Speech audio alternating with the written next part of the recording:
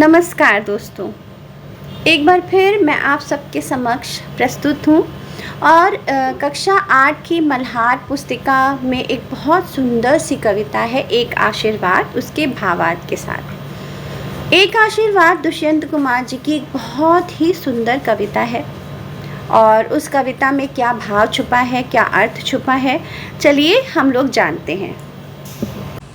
तो बच्चों, आप लोगों को ये PDF दिखाई दे रही होगी, एक आशीर्वाद। दुष्यंत कुमार जी की बहुत ही अनोखी कविता है। एक आशीर्वाद इस कविता का शीर्षक तो है, लेकिन एक आशीर्वाद शब्द इसमें स्वाभाविक रूप से आपको दिखाई नहीं देगा। ये शब्द आपको इसमें प्रस्तुत रूप से दिखाई नहीं देगा, लेकिन इसका भाव पूरा आशीर्वाद छुपा हुआ है। इस वजह से ये कविता अपने आप में बहुत ही अनोखी है। तो चलिए जानते हैं इसके भाव को, मुख्य बिंदु को, भावार्थ को। तो सबसे पहले दुष्यंत कुमार जी के बारे में हम लोग जान लें कि दुष्यंत कुमार जी का जन्म जो है 1933 में उत्तर प्रदेश के बिजनौर जिले में हुआ था। साहित्यिक विशेषताएं इनकी ये रही थी कि हिंदी गज़ल विधा को लोकप्रिय बनाने वाले प्रमुख कवियों में से ये एक हैं। उन्होंने बहुत कम समय में अपनी विविधपूर्ण रचनाओं और जीवंत सरल भाषा से हिंदी साहित्य को समृद्ध किया। उनकी कविताएं और गज़लें आम आदमी के संघर्ष और भावनाओं से जुड़ी हुई होती थी। जैसे ये कविता है ना आपकी एक आशीर्वाद, ये भी हमारे एक जीवन से जुड़ी हुई, हमारे व्यक्तित्व को निखारते हुए इस कविता को बताया गया है। उसी तरह से ये इनकी जो लेखनी रही है वो एक आम इंसान, एक साधारण व्यक्ति के जीवन से संबंधित रही है। मुख्य रचनाओं में इनका सर्वाधिक चर्चित और लोकप्रिय जो गज़ल संग्रह था वो था साए में धूप है। इसके अलावा उनकी संपूर्ण रचनाओं का संकलन दुष्यंत कुमार रचनावली के नाम से 4 खंडों में प्रकाशित हुआ है। ये कवि परिचय था। ठीक है बच्चों, बाकी हम लोग आते हैं कविता के मूल भाव पर। आपकी कविता आपके पास पाठ्य पुस्तक होगी, अगर नहीं पे भी है तो हमने यहाँ पे पंक्तियाँ दी हैं और उनके नीचे उनका अर्थ देने का प्रयास किया है। तो आप लोग सबसे पहले जो कविता प्रारंभ होती है उसमें पंक्ति है, जा तेरे स्वप्न बड़े हों, है ना। तो यही एक पंक्ति इस पूरी कविता को प्रस्तुत करती है, जा तेरे स्वप्न पड़े हो। इस तरह से कोई व्यक्ति जब बोलता है तो वो आशीर्वाद देने के भाव से बोलता है। जा तुम बहुत सुखी रहो, जाओ तुम बड़े हो जाओ, है ना, सफलता पाओ। तो सबसे पहले कवि इसमें इसी प्रकार की पंक्ति का प्रयोग करते हैं, जा तेरे स्वप्न बड़े हो। अर्थ की दृष्टि से अगर हम देखें तो कवि आशीर्वाद देते हुए कहते हैं कि बच्चे के सपने, मतलब वो जो आशीर्वाद दे रहे हैं वो आज के आने वाली जो पीढ़ी है और जो हमारे बच्चे हैं उनको आशीर्वाद देते हुए ये कह रहे हैं कि आपके स्वप्न अरे बच्चों, तुम्हारे स्वप्न बड़े हों, लक्ष्य हमेशा ऊंचे और महान होने चाहिए ताकि आप अपने जीवन में कुछ बड़ा कर सकें। तो इस पंक्ति का अर्थ यही है। दूसरी पंक्ति जो है इसमें ये है कि भावना की गोद से उतरकर जल्द पृथ्वी पर चलना सीखें। आप इसे जूम करके देखेंगे तो आपको दिखाई देगा बच्चों। इसका अर्थ ये है कि केवल कल्पनाओं और सपनों की दुनिया में जीना ही काफ़ी नहीं होता।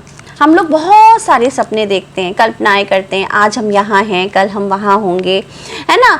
लेकिन क्या होता है, हमें वास्तविक जीवन, जो हमारी ज़मीन से जुड़ी हुई बातें, सच्चाई है, उसका सामना करने की सीख हमें अपने आप से लेनी चाहिए, हमेशा उससे जुड़े रहना चाहिए। ठीक है। फिर है आपकी ये पंक्ति है सुंदर सी, चांद तारों सी अप्राप्य सच्चाइयों के लिए रूठना मचलना सीखें। हम छोटी सी चीज़ों पे हमें अपने आप को समर्पित नहीं करना है, हमें अपने लक्ष्यों को, अपने सपनों को बड़ा रखना है ना। चांद तारों जैसी बड़ी मुश्किल लगने वाली चीज़ों को पाने के लिए ज़िद करना अच्छी बात है, क्योंकि आप अपने आप को समझ पाते हैं कि आप किस स्तर से, किन किन जगहों से, कहाँ से होकर आप वहाँ तक के पहुँच सकते हैं। हासिल करने के लिए जी जान से मेहनत करना चाहिए। ये पंक्तियाँ हमें यही बताती हैं। फिर है हंसें मुस्कुराएं गाएं, हर दिए की रोशनी देखकर ललचाएं, उंगली जलाएं।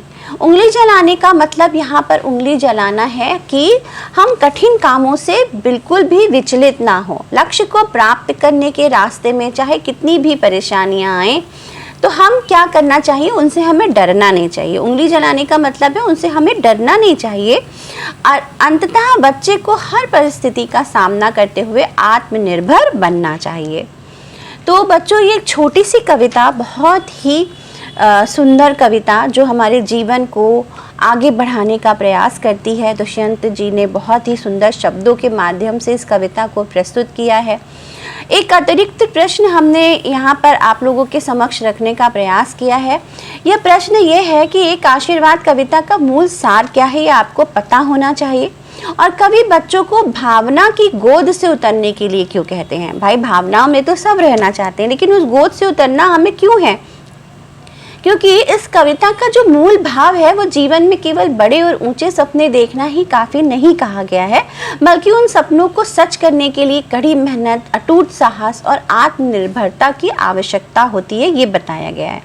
और कवि बच्चों को भावना की गोद से उतरने के लिए क्यों कह रहे हैं? क्योंकि भावना की गोद का अर्थ केवल कल्पनाओं, ख्यालों और सपनों की सुखद दुनिया में खोए रहना नहीं होता, बल्कि कल्पनाओं, ख्यालों से बाहर निकलकर, ख्याली दुनिया से बाहर निकलकर यथार्थ मतलब वास्तविक जीवन की सच्चाई को जानना होता है।